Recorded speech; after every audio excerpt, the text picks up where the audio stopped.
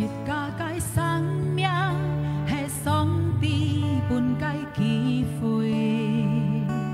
生在世上裏，設家愛來是奉上帝，上帝本設家機會，設家愛何來用設家嘅生命，一天愛來做父。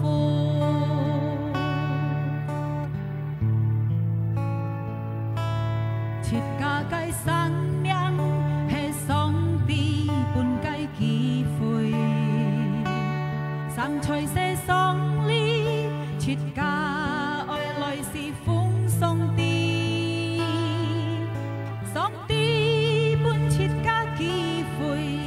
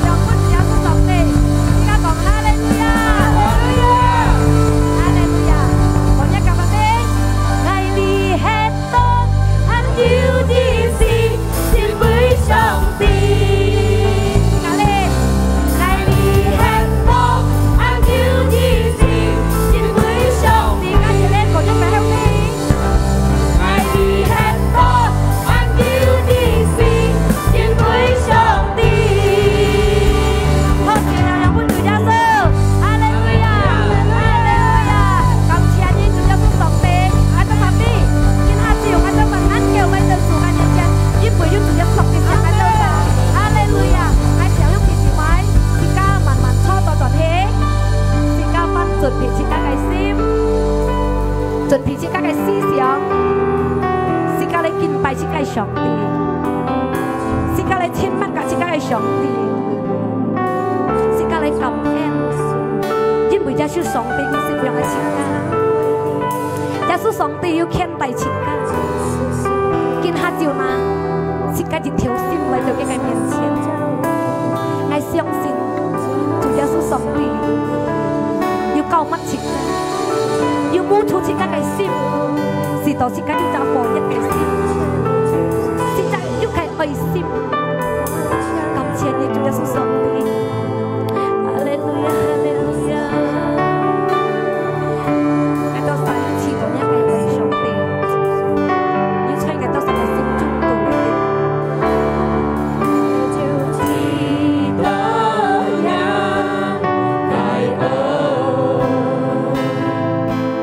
Hãy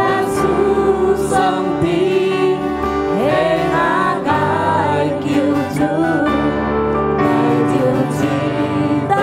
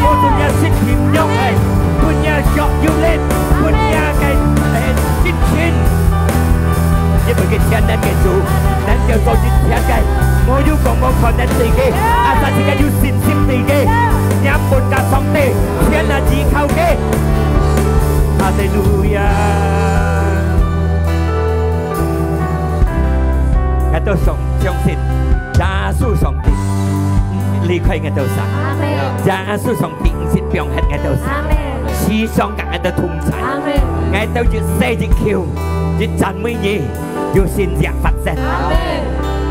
因為我哋就識分相信，我哋帶我渴慕嘅心嚟，妒忌嘅心嚟，到一個面前，嚟接一個萬意，救乜我隆重一個字，是到我哋扯得一個福氣，扯得到一個力量，扯得到一最好嘅恩典，我哋現在要24歲世界的，因為要耶穌基督。在耶穌基督嘅名，我都感恩，我都禱告，即刻齊齊嚟講，阿門，哈利路亞，哈利路亞，哈利路亞，哈利路亞，主耶穌。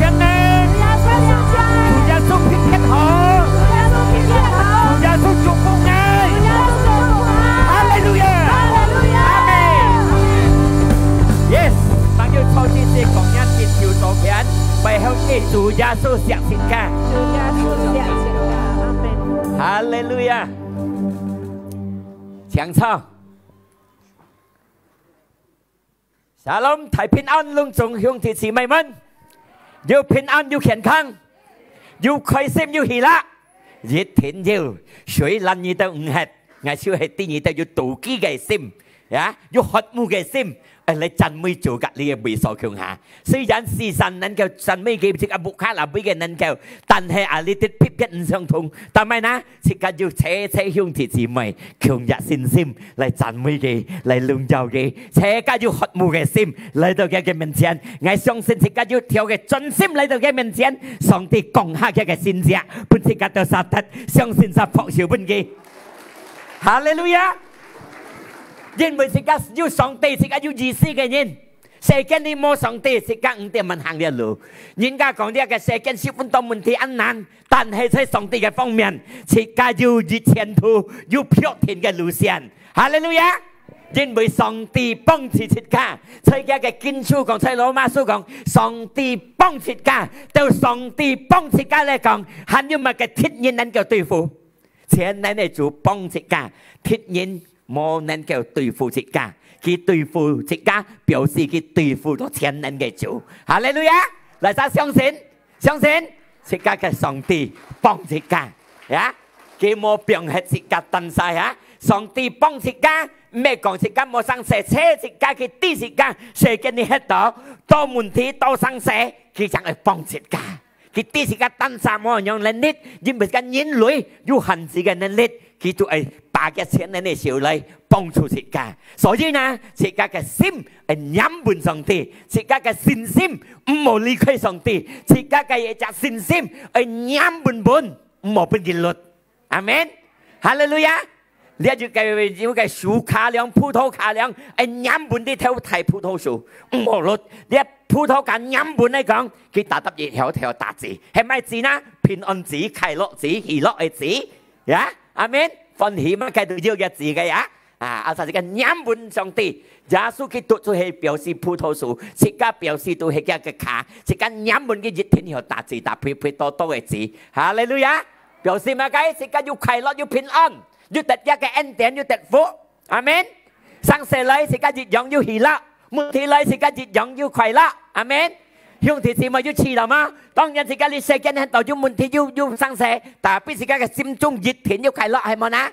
阿門。平同一位來到面前，但係自己嘅心中度嘅喜樂唔有冇hết，心中度呢個平安唔是冇hết，因為從上帝嘅嚟嘅。阿門。哈利路亞。所以自己唔好離開嘅，仰望嘅講一個別仰望嘅。哈利路亞。哈，我哋落呢個聖經嚟講，在列王記下書6第8節樣講到，當佢幫拜呢個經書講到，呢個亞蘭嘅幫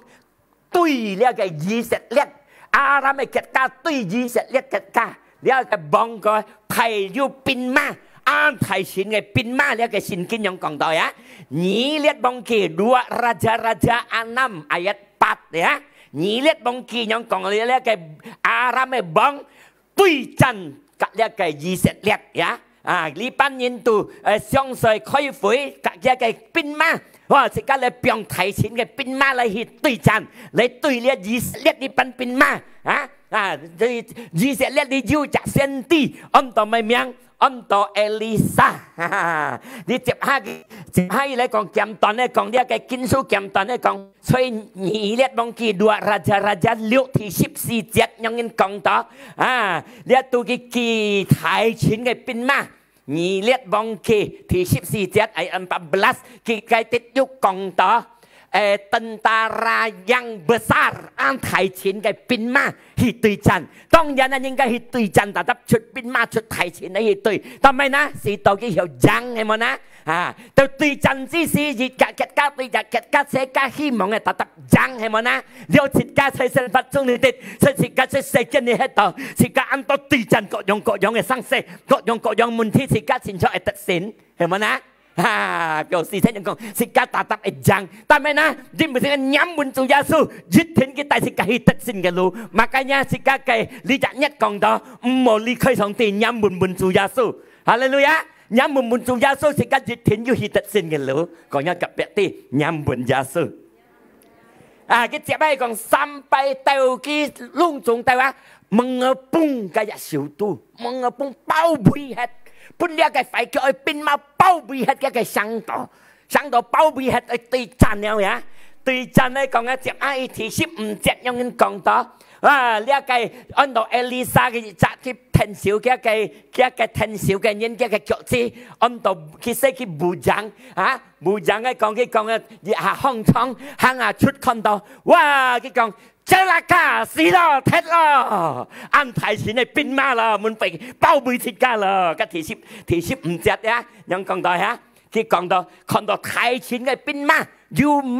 要各樣嘅馬車包背嘅結果。佢熱下看到10分提前，佢再熱下出，這啦家死啊，踢啊，響啊，表示聽人講到，一表示乜嘅呢？自家在世間你喺度，自家思想嘅樣，要乜嘅生死喺自己面前，要乜嘅平痛喺咁樣，踢啊，死啊，響啊，冇希望啊！自家表示樣講啊，你冇認錯，事實要認樣講，係啊，呢一個腳趾聽樣嘅啦。行啊，先生乜嘅冇講，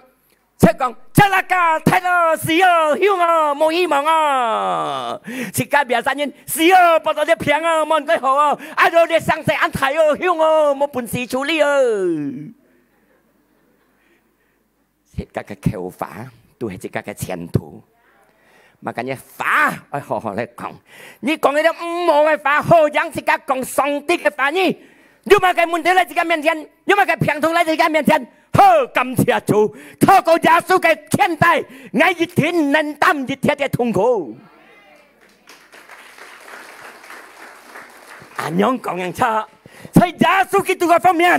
耶穌基督本嘅力量過一天嘅平痛，耶穌基督本嘅力量過一天嘅問題，過一天嘅生死。阿門。安樣講人差，冇講響啊，死啊，踢啊，冇人講，講一個一啲冇講嘅冇談嘅。從啲部長有人嘅腳趾，看到啱到變馬包背到佢熱下出生出嚟起咪，自家做上帝嘅能力係改變自家嘅法，唔好講踢啊、響啊、冇希望啊！你下熱下去自家，每早先講，哦感謝主，很有行健康有前途，上帝救乜嘢，大家得勝嘅路，每早先日行係咁講。阿們，雖然自己睡冇熱行，哎呦有關痛幫到，呵感謝主，很能夠行嘅日子，上帝祝福，上帝救乜，一天得勝，一天健康，安樣講人差，唔好講這啦家，響啊，睇到電到響啊，唔好樣講，阿們，腳痛響啊，我行啊，唔好。講所以耶穌基督一腳有力，千萬人呢，強迫，一天講一天信心，變強嚟，耶穌做工，耶穌做先者，阿門。係啊，你下自己改變自己嘅求法，因為自己求法係自己嘅前途。人家講人家科學講，人家種兩條樹講兩條唔啲花椰樹啦，講柏樹啦。兩條新啊新樹呢，種兩條，幾多次講應該科學過嚟咧切嘅呢？呢條幾多講，槐樹、樹樹唔要打籽冇種，佢每朝先樣講，佢呢條嘅樣哇正配打籽掘甜甜，每朝先咁樣講，結果呢條車係樹啊，呢條樹唔要打籽唔要生啊，呢條打籽打到配生甜甜多籽。就新扎到天色甜甜，你係咁嘅意思呢？自己嘅求法，我好好講，講到好嘅嚟，不自己嘅生命中，不自己嘅自悟，不自己嘅自信，不自己嘅前途，全係講到好嘅法嚟。阿門，哈利路亞，唔好講到唔好嘅，阿門。記得一下係講咪講到唔好，記得慢慢嗌咪嘅。有人揸半嘅，揸佢， thì giờ còn thiếu nó mang tập đấy mang bận còn cô phúc ấy lại á còn cô tết phúc ấy phải lại hallelujah amen một trong những Elisa có tí gì hạ hồng thăng siêu anh thầy chỉ này pin mắc bao bì đồ thì cao thế được mà cái gì xí nhông ấy hiểu không mò nhông còn thì cái chúng mày sang xếp mò nhông còn thì dịch ngay chơi còn thì cái tao sát đi mò con thì cái sang xếp shit vun thái như con thì cái sang tê gia su Kitô thầy cô nhá cái môn thế thầy cô nhá cái phiền thông thầy cô nhá cái dịch chết cái sang xếp cho thiên cho地嘅上帝，按照耶穌基督佢幫持設家，大家通才在世間呢，亞撒這個人們嘅看見最大，一個生死，一個問題，一個平通，很細，設家嘅耶穌上帝個睇，阿門。記得呢，就擘嘅發生在一個生活中，在一個生命中，越加開發唔好講廢話。冇講冇嘅話，只係超愛講呢一個平通可以嚟，你死咗；呢一個問題可以嚟，你死咗。我嘅耶穌基督上帝睇過你，能夠看待我，更加通才，希望我身體健康，帶我得勝嘅路。阿門，哈利路亞。嚟ซะปัดเพียงลีหามังกังยาสุกิตุก็ไทยก็งักกับเพียงอาเมนอ๋อไม่ยุบปัดเพียงอ่ะกำเชียจุสกันข้องอยู่ปัดเพียงนี่กังยาสุกิตุไทยก็งักเพียงฮาเลลูยากินนั้นก็จุฟุนี่เจ้าสินเสียบุญนี่ที่ไทยก็ยันที่เทียนนั่นเองจูโมยูก็โมขอนั้นอาสาเนี่ยก็ซิมจำบุญเกสินซิมเก่งแข็งฮาเลลูยาฮาเลลูยาอาเมนผิดแน่นสิกากับสองตีฮาเลลูยา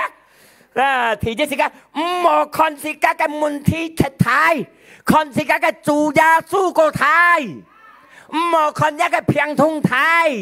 ยาสู้ก็ไทยอาเมนเชียนในจูไทยก็ยิ่งเชียนสิกา希望嘅依靠嘅冇錯了，阿門，冇錯了。สิกา向着朝天朝地嘅主，天然嘅主，能夠做一切嘅主，สิกา對了，講一個別啲嘢先落對了。哈利路亞！雖然你哋變馬安睇，嘅包背度，你嘅เอลิซา你係上帝嘅僕人講乜嘅？嘅禱告，上帝開嘅門處。結果嘅門就上帝打開嚟，看到咦係哦，設家嘅人，設家嘅變馬個大個驚哦，佢講哦，我出去講兄弟啊，唔係意思啊，而家設家嘅眼中係禱告啊，上帝本係嘅聰明智慧，我嘅眼中我嘅目中係看耶穌個睇，幫我一個睇，唔係我門弟睇，幫我一個睇，耶穌個睇，阿門。陳家永遠。開眼目，而係看到呢人兄弟姊妹被驚，對一個問題被煩、被擔心，主耶穌開眼目住，看呢個睇，阿門，哈利路亞，本我信心堅強，看呢耶穌個睇，我嘅病痛，我嘅問題，我上帝個睇過你，阿門，哈利路亞，即係要樣嘅看法，哈利路亞。ใช้การจิตยองคอนเดียกไก่ซีฟูเอลิซาแกพูดเย็นสองตีแกพูดเย็นเอลิซายาให้คอนเกี่ยไก่จดซียาให้คอนแต่ไม่ยิสาวไปคอนเดอโอ้ป้องสิกาแกก็ต่อก็ไทยยินบุยกิสิทธิ์วันโตชินแม่กะสองตีใครแกหมูปุ่นกิจินสินคอนเดอเฮ้ยปุ่นกิจะซีเสียงป้องไงสองตีแกสิทธิ์วันไทยต้องยันกิไปหมูคอนเดอคอนแต่ไปสินซิมนั่นคอนสิกา嘅信心係難看，สิกา嘅上帝嘅變馬個睇，家嘅通才，阿門。雖然自己看到阿邊個上帝看待我，我係講兄弟姊妹聽，你信心係難看，哈利路亞。ngay nhoi còn mung kinh như hướng thì chỉ mày còn bị pin ma bong ngay bị song ti khen ta ngay con đó dùng nha cái linh ngàn con dùng nha cái xin sim con chỉ cái song ti khen ta chỉ cái song ti cái thông thái thái cô dịch chết phật siêu bên cái song ti amen hallelujah當以色列吹手做幫一下，按到手列幫，對一班兵馬菲律賓嘅兵馬，ใช้เรียกฟิลิปปินส์ใน兵馬都要抬力抬啦啥抬人物，เรียกไอ้เสาไต่做幫ไต่對啊，คนเรียกไอ้抬人物10分抬，哇驚到嚇到。แกไม่เลี้ยงไม่แต่ตั้งโก้กับเราไม่ซาละชิก้าจอนเลี้ยวใส่เลี้ยงเลี้ยงไทยว่าเจาะเทียดพีเทียดกับยุงไก่ให้มาเอาเปี้ยวเกี่ยมเฮียบมาก็ใช้พีเรียกไอ้เสาปัดเกียงเปลี่ยนสังลั่นทำยาซิมไฟซิมว่าเลี้ยงไทยยำบันยันตีกี่ยังไงก็มาไก่มังชุดจันเส้นที่เราชูทัดชิก้าจะส่งที่อันนะมังตุยจันมังหอกองสีเช่นนั้นไทยมังหอกองสีก็เพียงทุ่งเยาหอมังหอกองสีก็ไก่สังเซิงเยาเกชุนจ้ามังตุยจันสิอาเมนฉันเรียกไก่เสาแต่ตุยมังตุยมังหาช่องตุยฟัวคิดกองว่าตุยยิงยังที่บนไทยเก็ดก่อกิไฟซิมเปลี่ยนกิเป็นเกี้ยงคงทีต่อมากันยาชิก้าไอตีชิก้าส่งตีก็ไทยชิก้าก็ยาสู้ก่อนนั้นชิก้าเหมือนปุ่นยาเกี้ยงอะไรคงจีเหรอซึ่งยันชิก้าไปเกี้ยงแต่ปีหมอปุ่นกิชันดอหมอปุ่นกิคงจียินบุชิก้าก็ส่งตีเนี่ยคนกิก็ไทยชิก้านั้นแก้วปุ่นยาเกี้ยงไงชิก้าทอดไข่ไรเหมือนปุ่นกิชันดออาเมนชิก้าเชียงอันต่อไทยบุยเรียกฟอคอนไทยบุยยินเซ่แกก็กินสู้กัง上啲風練嘅面，正小聲，佢嘅工作思想大量心跳，讓吹啲巴登啲吹第七錯，冇經驗對陣，睇身手要經驗對陣，思想陣陣，你一睇會小聲次，唔識對陣，但係要是佢要幾乎有去到計嘅為所，睇佢嘅對陣係啲。佢講嗌嚟對，切家唔費心，對呢個呢班泰歷史嘅人，呢班菲律賓人，呢班少年切家唔費心唔驚，泰會講嘅幾位，你嚟對嗌用劍協用熱機槍係咪嘅劍協嚟對付嗌？但係嗌用上帝嘅名嚟對你，唔係嘅意思。呢個泰會人寫，佢用嘅上帝，用耶穌嘅上帝名嚟對付呢個泰歷史，但係呢，因為佢啲上帝個體，錯天錯地嘅上帝，佢講根本嘅，你用劍協那個槍嚟對嗌用上帝嘅名嚟對你，根本嘅你係綠頭，即刻做上帝嘅那係啲時間上帝個體，阿們。มาแกสร้างใจ来在自己面前，มาแก門弟來在自己面前，平通來在自己面前，你卻講嘅用耶穌基督嘅名嚟對付你，隆重你係死超，隆重你係盡超，隆重你離開我嘅身體，阿門。將體會樣看法，但係因為要看見上帝，要聰明智慧，看上帝個體，佢咩看個體歷史個體，咩看少年對戰個體。所以人嘅睇眼中看到睇，所以自己冇做思想樣看到係啱睇啱對，打比嘅信心，佢啲嘅上帝天然上帝個睇，自家都實世間啲喺度，慢慢現實自家看，隆重安得人會，隆重安得人驚，看到啲平通係命歸好，看到呢個問題命難歸處理，但係我係朝向嘅姊妹。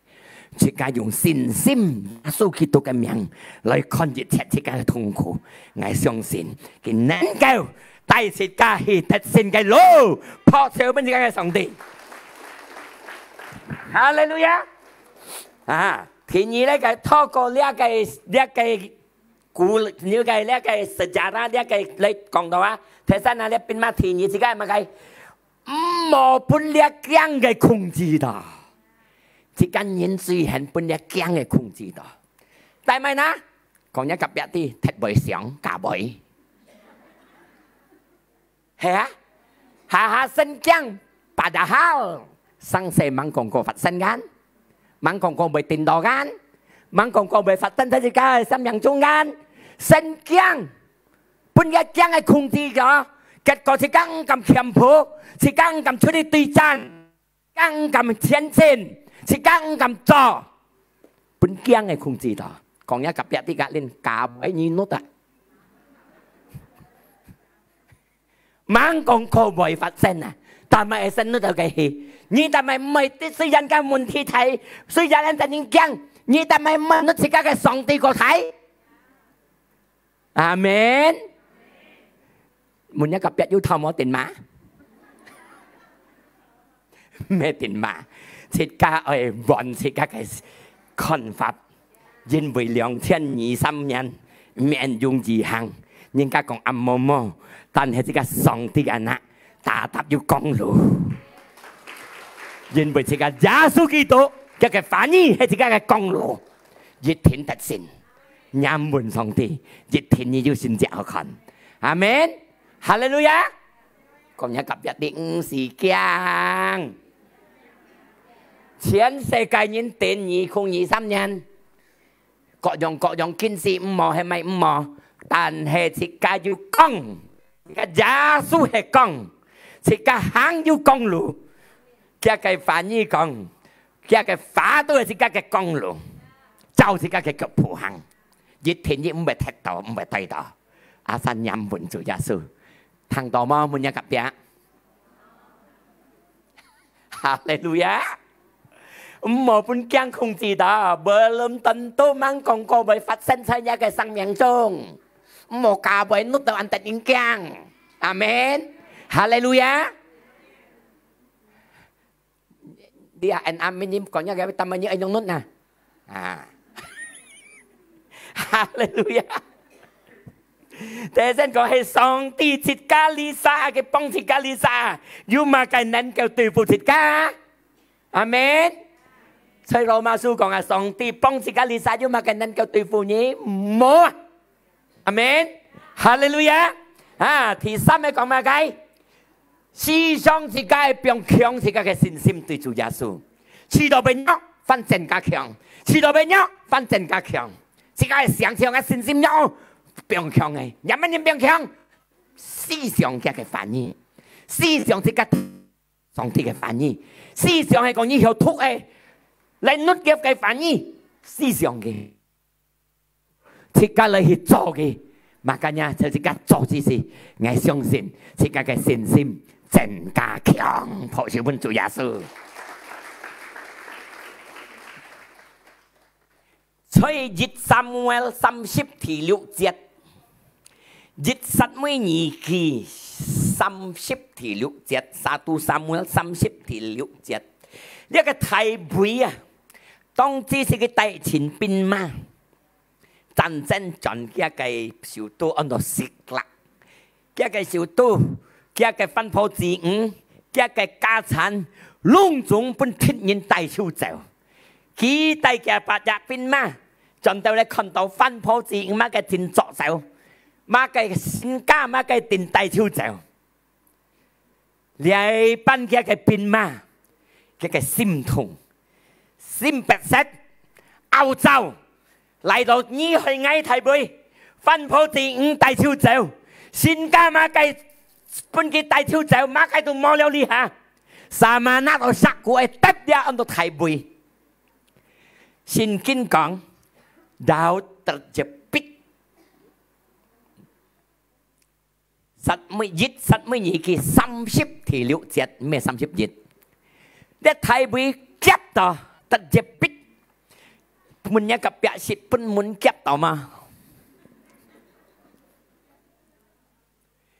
tao nhớ kiểu chỉ không xịt tình kép tỏ mà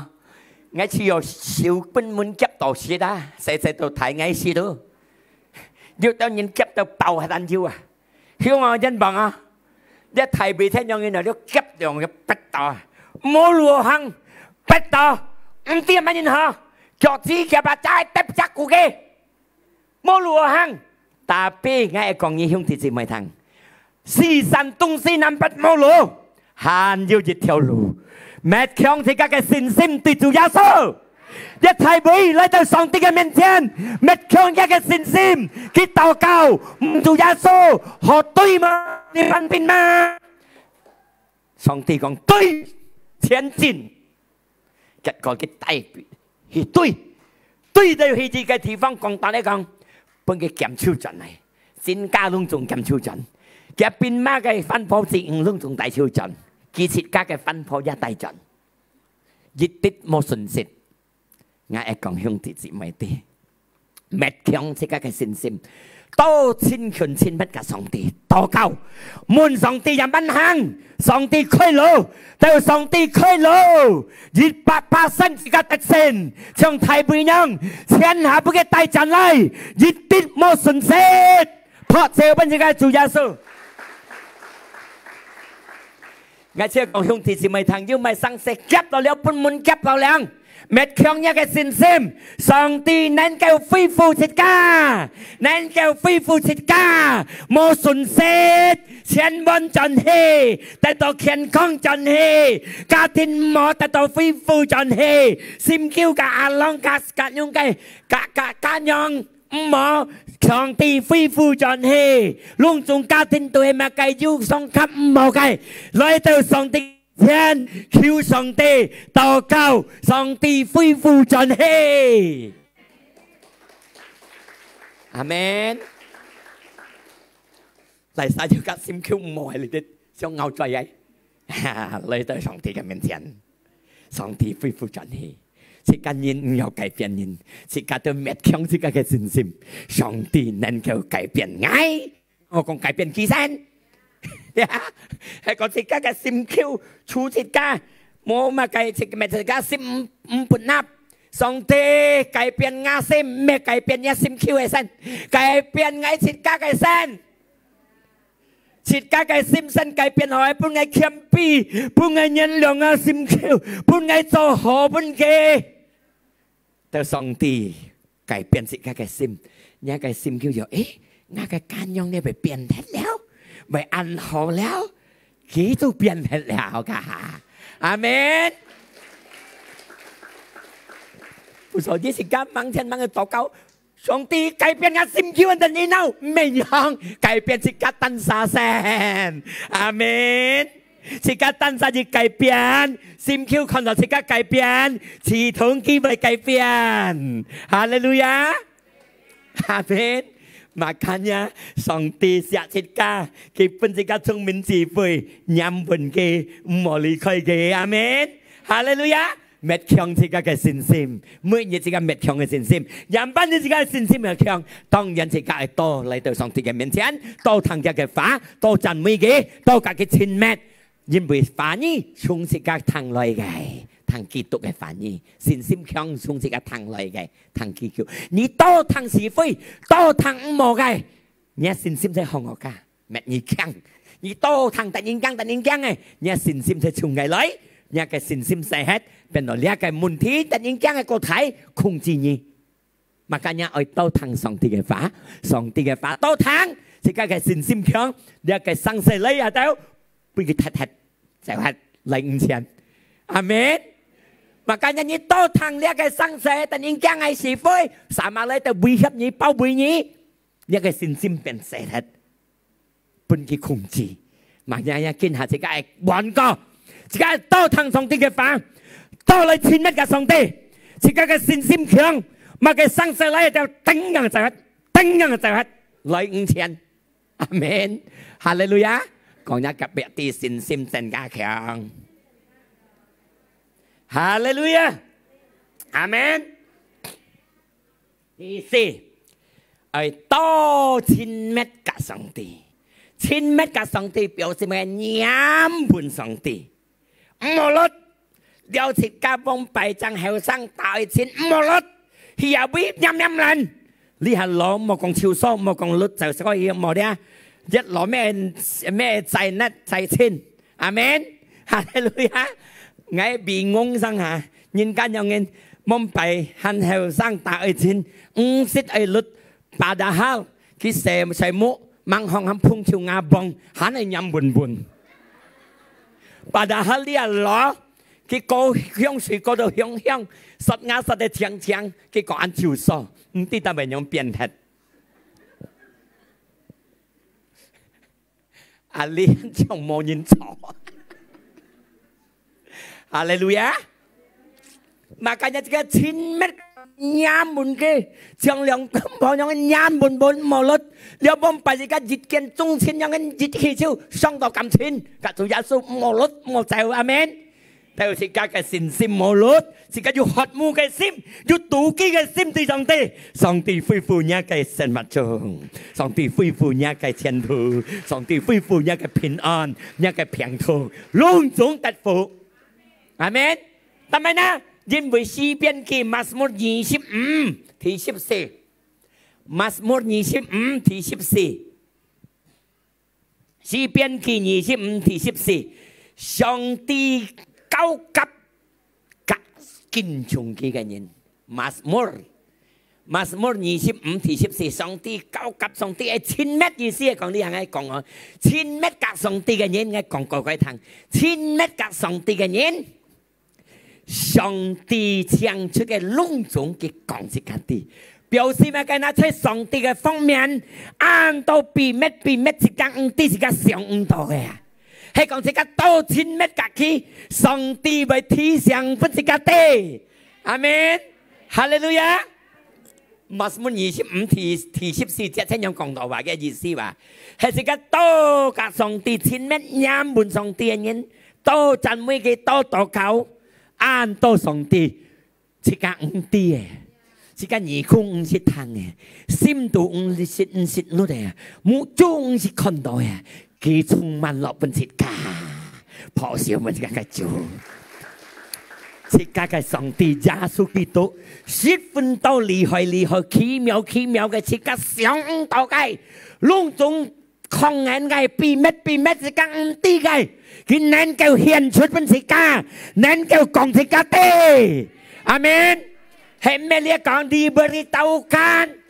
講義啲，makanya ay cinmet ka sangti，haleluya。biasa jika you cinmet ka sangti，jika you sang se五點蚊行，you咪sang se，sang下jika禱告jika讚美嘅cinmet yang bun嘅，sang頂下佢嘅本事家，佢嘅講事家啲，見節。kita kongkati lian yang co lian mo co makanya cika enti cika yu cian dan songti cian ti ke songti haleluya amen Mazmur 16ที่8節詩篇記16ที่8節一個經節講到愛嘅目珠思想愛望上帝嘅戲乜嘅意思呢自家嘅心思想係啱滿上帝，自家嘅目珠思想係正嘅上帝嘅戲，唔好正嘅問題嘅戲，唔好正嘅生死嘅戲，表示唔好看自家嘅生死自家問題人睇，唔好看自家嘅平痛睇，目珠正上帝嘅戲，看自家嘅上帝個睇，看自家嘅上帝全能嘅做，我係講自家啲接閪嘅講乜計，佢自家嘅戰條片，自家嘅腳唔會有痛。表示乜計？生死要問題要平痛，但係自家嘅目珠、自家嘅信心請下正上帝嘅，自家嘅腳唔係有，自家嘅信心唔係有痛，自家盤錢等對付一切嘅問題，對付一切嘅平痛，一天要得勝嘅路。阿門，哈利路亞。接下嘅提叫。腳唔係有痛，自家嘅腳信心唔係有痛，嘅接係因為自家嘅心中你要快樂，要喜樂，阿門。自家嘅心中度生命中要平靜，阿門。tentram 平安平靜，心中你要快樂，心中你要歡喜，心中你要喜樂。但係呢，因為自家嘅目珠天下向上帝嘅，阿門，哈利路亞。我講兄弟姊妹啲啊，要乜嘅上帝冇本事做嘅，幫弊啊！呢個摩沙帶咧以色列人出喺埃及嘅啲出啊，背後要變馬呢個埃及嘅變馬嚟對佢馬叉變馬三馬火炮要嚟對佢啊！呢個以色列人嚟到呢海面前嘅了啊！海面前啊，幫弊冇mang要幫神事啊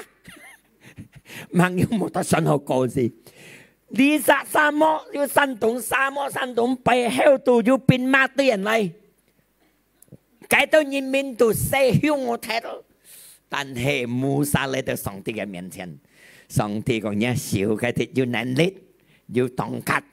意思要掛晒要千能力，上帝嘅千力破嘅海嘅氣，個海浪送潰殺，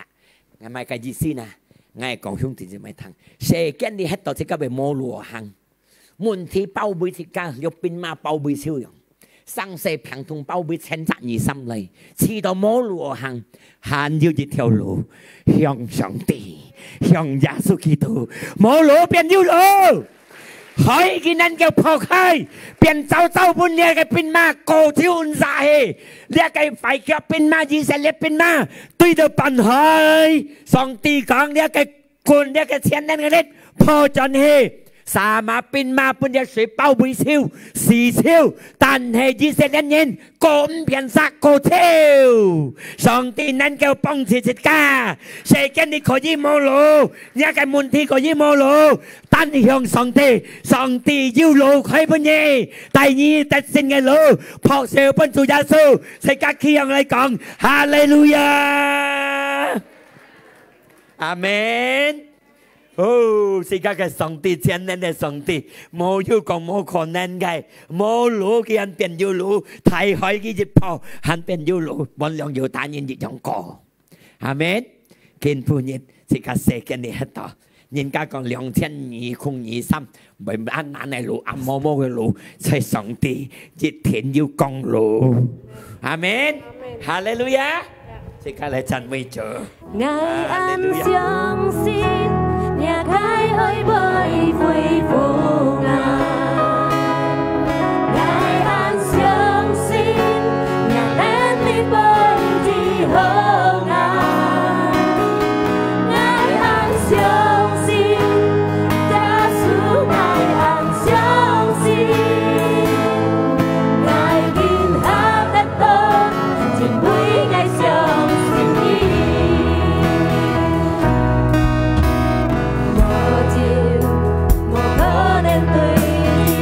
tôi à tôi à tôi mỗi lúc còn một phần nên tùy gì một phần nên tùy gì như sao nghe tôi kể sẽ cái đi hàng đỏ men dùng gì như thế xin cái đi hàng còn tất nhiên sẽ cái mấy cái gì rất lấy rất nặng tan hệ sẽ sống đi cái phần nên luôn dùng những người như còn một phần nên ăn một món mà nên tùy như sống đi dịch hiện như phần nên dịch hiện như con người makanya tinggal mohon jika kemun di kotai mohonnya ke siang tu kotai mohon jika ke suja tu kotai jika mohonnya ke siang le khung di đó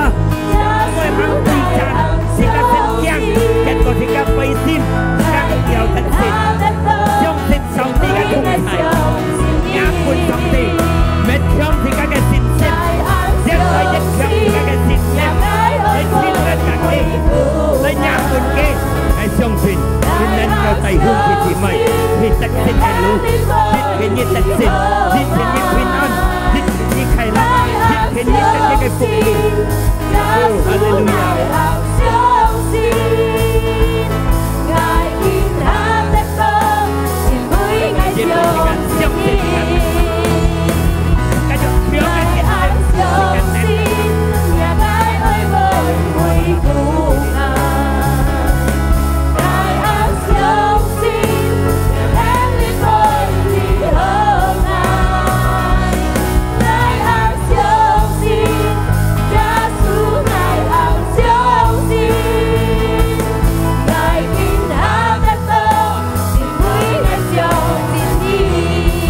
Hãy subscribe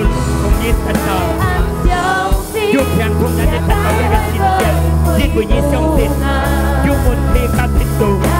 hấp dẫn.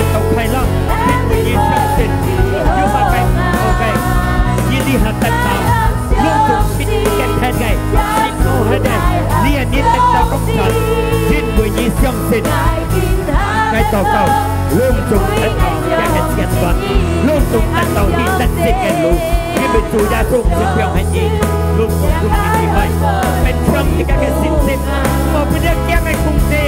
หลายคนที่การสมดีไทยก็ยิงเชิดที่การยาทุกกิจทุกคนดีไทยก็ยิงเชิดกันบนเตะห้องเสือบนเก